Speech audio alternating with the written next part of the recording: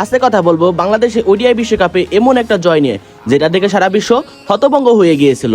তাহলে চলেন শুরু করা যাক। সালটা ছিল 2019, যেখানে ওডিআই ওয়ার্ল্ড কাপের মঞ্চে বাংলাদেশ এবং ওয়েস্ট ইন্ডিজ মুখোমুখি হয়। যেখানে ওয়েস্ট ইন্ডিজ প্রথমে ব্যাটিং করে ইভেন লুইজের 70, সেই হবে 96 এবং লাস্টের দিকে হিট মারে 50 রানের উপর ভিত্তি করে ওয়েস্ট ইন্ডিজ 50 ওভার শেষে 322 রান করতে পারে। যেখানে বাংলাদেশে হয়ে সৌম্য সরকার এবং তামিম ইকবাল অনেক ভালো শুরু করে, কিন্তু 22 বলে 29 রান করে আউট হয়ে যায় সৌম্য সরকার। কিন্তু বাংলাদেশের এক প্রান্ত আগলে রেখেছিল তামিম ইকবাল এবং যার সাথে ভাগ বসায় সাকিব আল হাসান, এবং তাদের দুজনে অপ্রতিরোধ ব্যাটিং এর ফলে বাংলাদেশ কিছুটা চাপমুক্ত হয়। কিন্তু এরপরে তামিম ইকবালকে চমৎকার একটি রান আউট করে দেয় কটওয়েল, যা তামিম ইকবাল সম্পূর্ণভাবে পরাজিত হয়েছে। এমনকি সেদিন মুশফিকুর রহিমও বেশিক্ষণ টিকতে পারেনি, মাত্র 1 রান করে সেও আউট হয়ে যায়। এবং এরপরে বাংলাদেশে হাল ধরতে আসে লিটন কুমার দাস, এবং সে প্রথম থেকে এসে অনেক আক্রমণাত্মক ব্যাটিং শুরু করে এবং অপর প্রান্তে থাকা সাকিব আল হাসান মাত্র 83 বলে তার 100টা তুলে নেয়।